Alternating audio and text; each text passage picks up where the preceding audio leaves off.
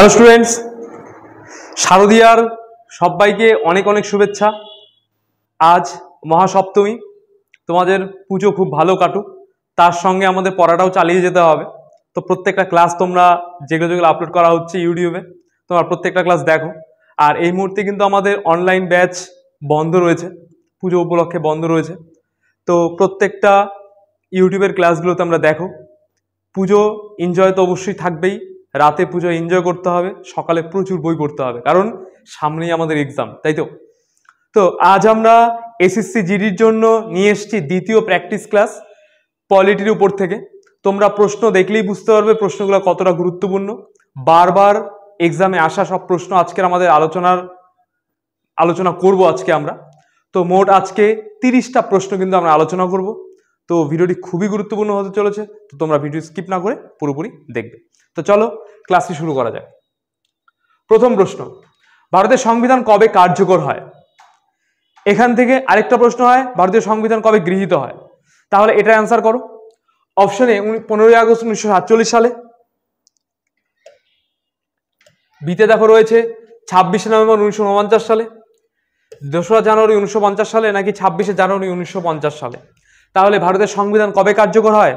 সঠিক উত্তর হয়ে যাবে অপশন ডি, 26শে জানুয়ারি 1950 সালে। তাহলে যদি বলা হয় ভারতীয় সংবিধান কবে গৃহীত হয়, ভারতীয় সংবিধান কবে কার্যকরী না হয়, কবে গৃহীত হয়, তাহলে হয়ে যেত কত? 26শে নভেম্বর 1949, তাই তো? এটা সঠিক উত্তর হয়ে যেত। তাহলে একটা প্রশ্ন কিন্তু এখান থেকে, এইরকম দুটা প্রশ্ন এখান থেকে হয়। আর আমাদের খুবই কনফিউশন মনে হয় মাঝে মাঝে যে গৃহীত না কার্যকরী, এই ব্যাপারটাই মাঝে মাঝে কনফিউশন হয়ে যায়। তো এই জন্য ভালো মতো মাথায় রাখবে যে এই যে 26শে জানুয়ারি 1950 এটা কার্যকরী হয়, আর 26শে নভেম্বর 1949 এটা হলো গৃহীত হয়। ঠিক আছে, নেক্সট প্রশ্ন, ভারতের সংবিধানের খসড়া প্রস্তুত করেন কে? খসড়াটা প্রস্তুত করেন কে? পণ্ডিত নেহেরু অর্থাৎ Jawaharlal Nehru, option B doctor Rajendra Prasad, option C Sardar Patel, D doctor B R Ambedkar. তাহলে ভারতের সংবিধানের খসড়াটা প্রস্তুত করেন কে? ভারতীয় সংবিধানের খসড়া কিন্তু প্রস্তুত করেন option D doctor B R Ambedkar, যাকে ভারতীয় সংবিধানের জনকও বলা হয়। এবার খসড়া প্রস্তুত করলে কি সংবিধান রচনা করা হয়ে গেল? তা তো অবশ্যই না। ডক্টর বি আর আম্বেদকর তাহলে ভারতীয় সংবিধান জনক বা খসড়াটা তৈরি করেছিলেন। এবার এটাকে বাস্তব রূপ দিয়েছিলেন কে? বাস্তব রূপ কিন্তু দিয়েছিলেন যে গণপরিষদ, তাই তো, কনস্টিটিউয়েন্ট অ্যাসেম্বলি। এবার সেখানে 389 জন সদস্য ছিল, তোমরা সেটা জানো। এবার সেখানে কতজন মুসলিম ছিল, কতজন হিন্দু ছিল, অবশ্যই সেটা তোমাদের জানতে হবে। শিখ কতজন ছিল, ঠিক আছে। এবার এই যে গণপরিষদের যে সংবিধানটা তৈরি করলো, সংবিধানটা হাতে কি লিখলো? এটা আমি তোমাদের আগের ক্লাসে বলেছিলাম যে হাতে লিখেছিলেন প্রেম বিহারী নারায়ণ রায়জাদা। আবার নকশা করেছিলেন কে? নকশা করেছিলেন হলো তোমার বিশ্বভারতী বিশ্ববিদ্যালয় সেই সময়কার যে অধ্যাপকরা ছিলেন, ঠিক আছে, বিত্তহর রামমোহন সিনহা আর হলো নন্দলাল বসু, তাদের নেতৃত্বে তাদের ছাত্রছাত্রীরা করেছিল, তাই না? নেক্সট প্রশ্ন দেখো, সংবিধান সভার প্রথম সভা কবে বসে? 26শে জানুয়ারি 1946, 15ই আগস্ট 1947, 26শে নভেম্বর 1949, নাকি অপশন ডি 9 ডিসেম্বর 1946। তাহলে সংবিধান সভার প্রথম অধিবেশন বা প্রথম সভা কবে বসে বা প্রথম মিটিং কবে বসে? সংবিধানের প্রথম মিটিংটা কবে বসে? তো সঠিক উত্তর হয়ে যাবে এটা অপশন ডি, 9 ডিসেম্বর 1946 কিন্তু সংবিধানের প্রথম সভাটা বসে। আর এটা কিন্তু চলেছিল কত? এই সংবিধান সভাটা প্রথম বসেছিল 9 ডিসেম্বর, আর চলেছিল কিন্তু 23 ডিসেম্বর পর্যন্ত, 23 ডিসেম্বর 1946 পর্যন্ত, কিন্তু 23 ডিসেম্বর 1946 পর্যন্ত এটা বসেছিল, ঠিক আছে। আচ্ছা, এবার যদি প্রশ্ন আসে যে প্রথম সভার স্থায়িত্ব কতদিন ছিল, প্রথম সভাটা স্থায়িত্ব কতদিন ছিল, তো প্রথম সভাটা কতদিন চলেছিল? এখানে বলা রয়েছে কি সংবিধান সভার প্রথম সভা কবে বসে। আমরা উত্তর করলাম 9 ডিসেম্বর 1946-এ সংবিধান সভার প্রথম অধিবেশনটা বসে। এবার প্রথম অধিবেশনটা স্থায়িত্ব হয়, শেষ হয় কবে? শেষ হয় কিন্তু এই যে বললাম 23 ডিসেম্বর 1946-এই শেষ হয়। এবার যদি বলা হয় প্রথম সভাটা স্থায়িত্ব কতদিন ছিল, কতদিন চলেছিল প্রথম সভাটা, এটা কিন্তু হয়ে যাবে কত? 14 দিন, 14 ডেজ, ঠিক আছে। নেক্সট প্রশ্ন, ভারত কেমন ধরনের রাষ্ট্র? কি সামতান্ত্রিক, বি ধর্মনিরপেক্ষ প্রজাতান্ত্রিক, এক নায়কতান্ত্রিক, নাকি অপশন ডি সাম্যবাদী? তাহলে ভারত কেমন ধরনের রাষ্ট্র, এটা আশা করা যায় তোমাদের অপশন দেখতেই হবে না।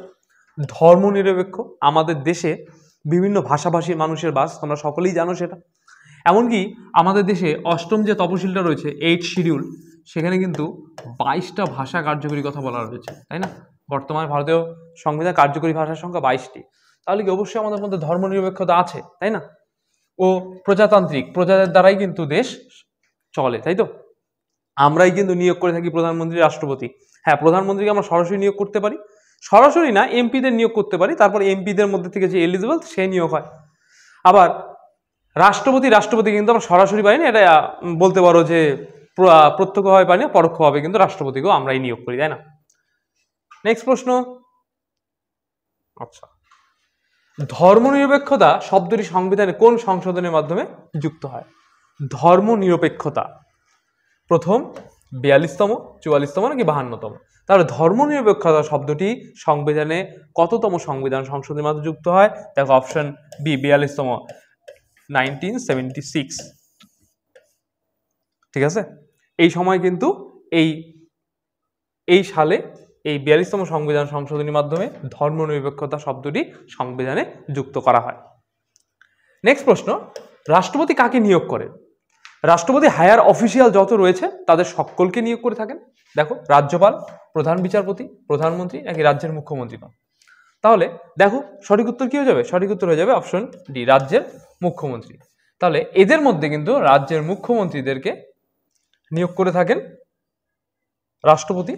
এবার তাদেরকে নিয়োগ করে থাকেন কি, তাদেরকে জাস্ট ওই মনোনয়ন করেন, তাদের যে কি বলবো রুলিং পার্টি, সেই রুলিং পার্টির যে লিডার যে সবচেয়ে বেশি ভোট পায়, যার মধ্যে ক্ষমতা রয়েছে, তাকে রাষ্ট্রপতি যা সিলেক্ট করে থাকে। ঠিক আছে, নেক্সট দেখো, রাষ্ট্রপতি কার্যকাল কত বছর? 4 বছর, 5 বছর, 6 বছর, নাকি 7 বছর?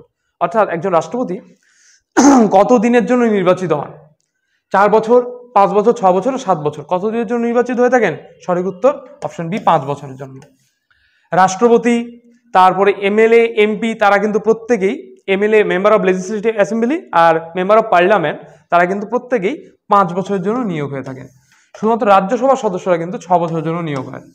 আবার তার মধ্যেও প্রতি 3 বছর অন্তর অন্তর 2/1 করে কিন্তু 3/1 করে চেঞ্জ হতে থাকে, ওটা বদলাইতে থাকে। ঠিক আছে, নেক্সট প্রশ্ন দেখো,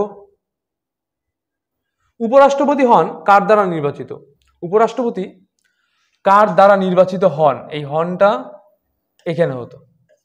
উপরাষ্ট্রপতি কার দ্বারা নির্বাচিত হন? কেবল লোকসভার সদস্য দ্বারা, কেবল রাজ্যসভার সদস্য, উভয় কক্ষ, নাকি অপশন ডি জনগণ? তাহলে উপরাষ্ট্রপতি কাদের মধ্যে থেকে নিযুক্ত হন যদি এই প্রশ্নটা করো? তাহলে দেখো অপশন এতে রয়েছে কেবল লোকসভার সদস্যদের দ্বারা, বিতে দেখো রয়েছে কেবল রাজ্যসভার সদস্যদের দ্বারা, অপশন সিতে রয়েছে উভয় কক্ষ দ্বারা, আর অপশন ডিতে রয়েছে জনগণ দ্বারা। তার সঠিক উত্তর কি হয়ে যাবে?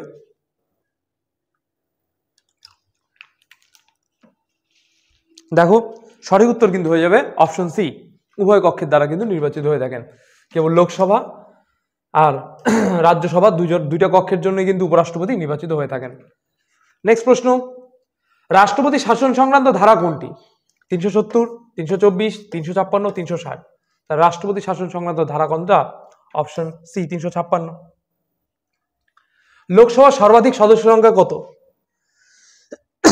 লোকসভাতে সবচেয়ে বেশি কতজন সদস্য থাকতে পারে?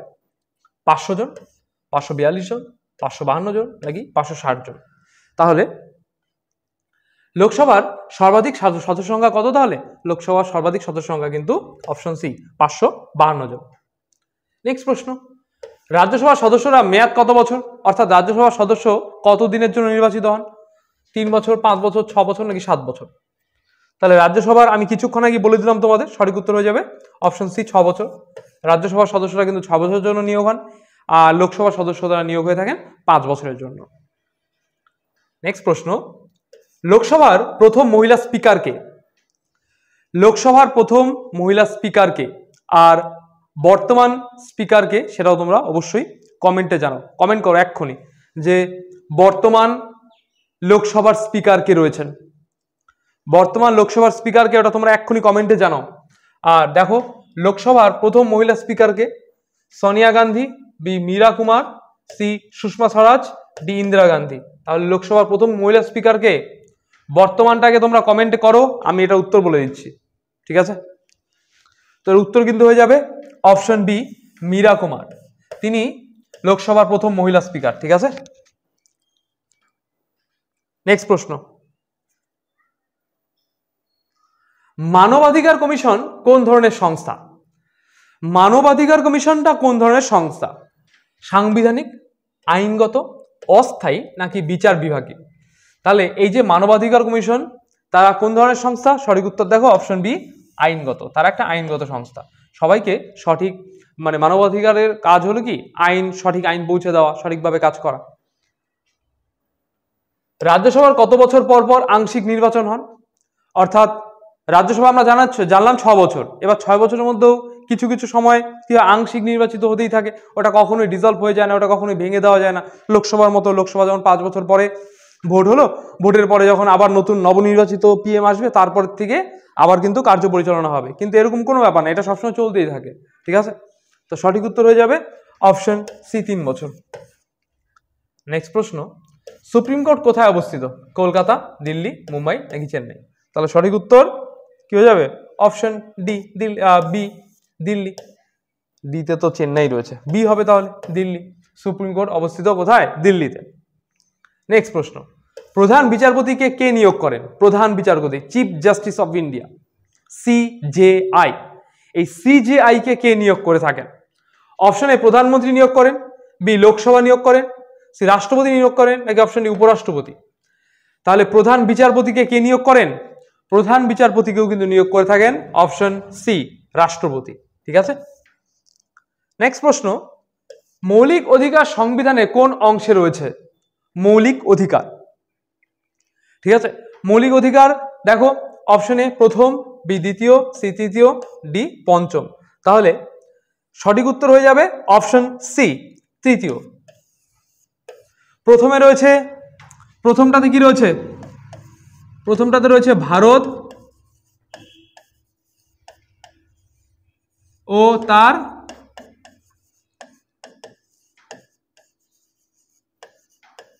ভূখণ্ড, দ্বিতীয়তে রয়েছে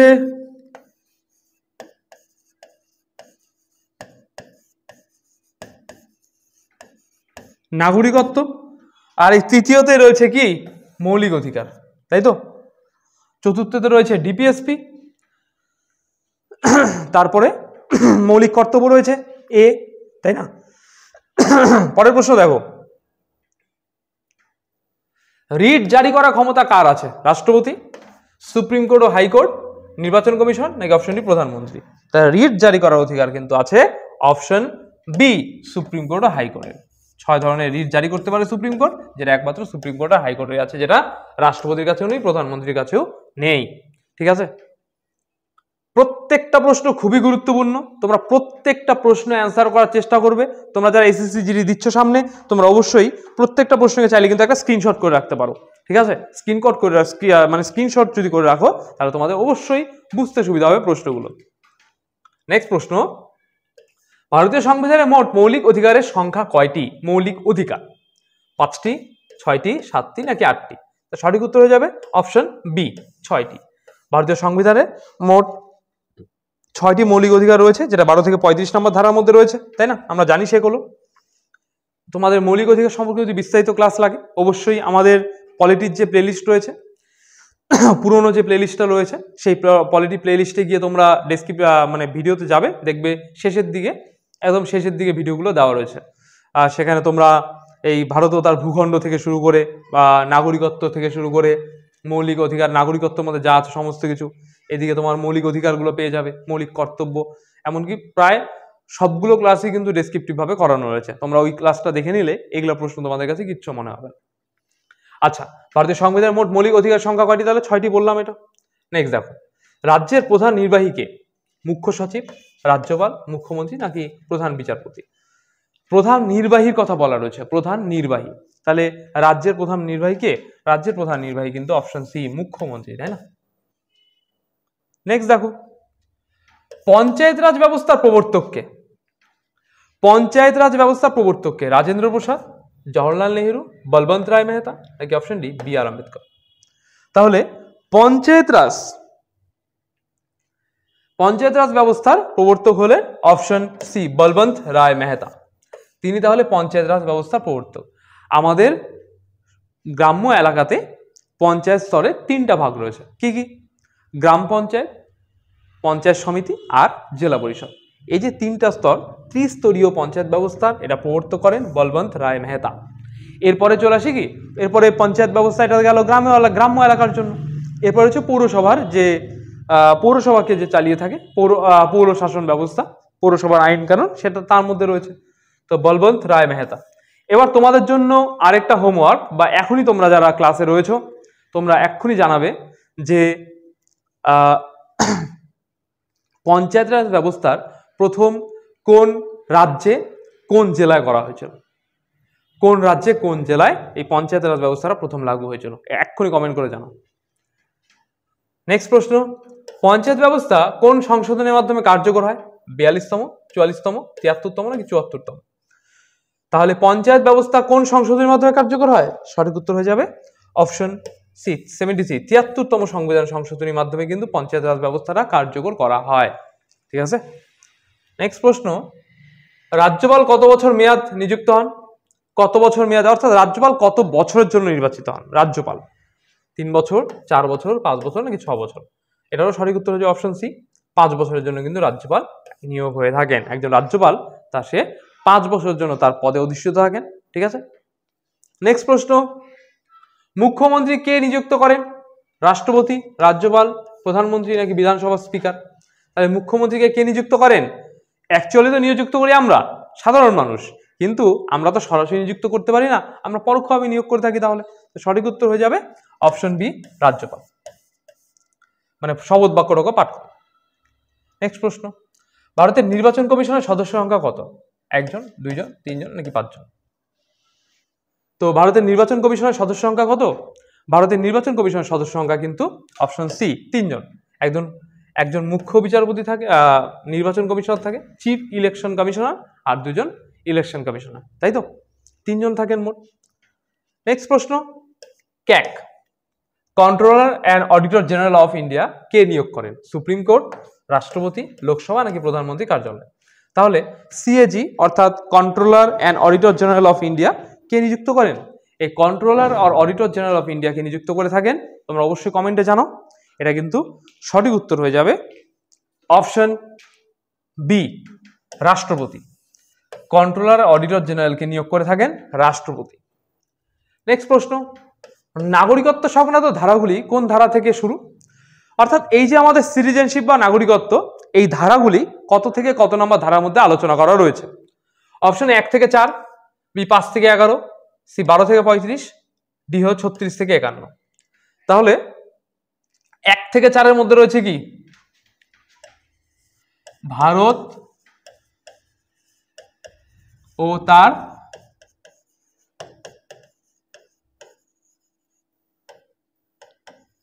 ভূখণ্ড। 5 থেকে 11 মধ্যে রয়েছে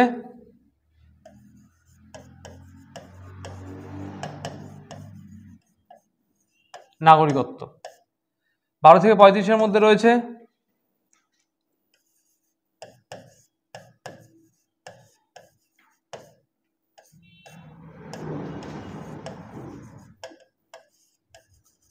মৌলিক অধিকার, আর 36 থেকে 51 মধ্যে রয়েছে ডিপিএসপি। আশা করা যায় 4টাই বুঝতে পারলে। তাহলে এই নাগরিকত্ব সংক্রান্ত ধারাগুলি কোন ধারা থেকে রয়েছে? নাগরিকত্ব সম্পর্কিত ধারাগুলি, তাহলে অপশন বি হয়ে যাবে সঠিক উত্তর 5 থেকে 11। নেক্সট প্রশ্ন, একজন ব্যক্তি এক ভোট নীতি কোন দেশ থেকে গৃহীত? একজন ব্যক্তি একটাই ভোট দেবে, ইউএস এর মতো না যে রাজ্যের ভোট আলাদা আবার কেন্দ্রের ভোট আলাদা, এরকম কোনো ব্যাপার নেই। একজনের জন্য একটাই ভোট। রাশিয়া, ফ্রান্স, আমেরিকা নাকি ইংল্যান্ড?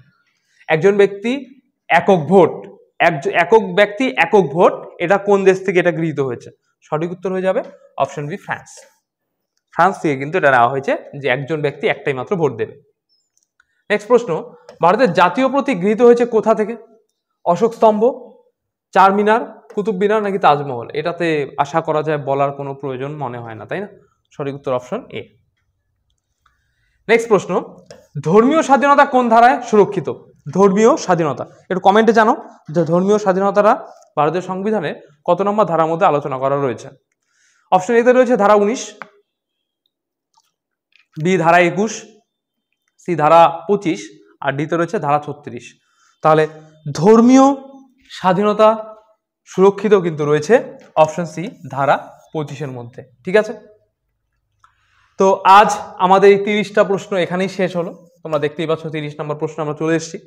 তোমাদেরকে বলবো এই 30টা প্রশ্ন 30টা স্ক্রিনশট হবে, 30টা স্ক্রিনশট করে বা এই ভিডিওটা আগে তোমরা 3-4 বার করে দেখলে 30টা প্রশ্ন কিন্তু তোমাদের হয়ে যাবে। একদম ইজি প্রশ্ন, কিন্তু প্রত্যেকটা প্রশ্ন কিন্তু প্রিভিয়াস ইয়ারের প্রশ্ন। তোমরা আশা করা যায় যারা শেষ পর্যন্ত দেখলে তোমরা বুঝতে পারলে।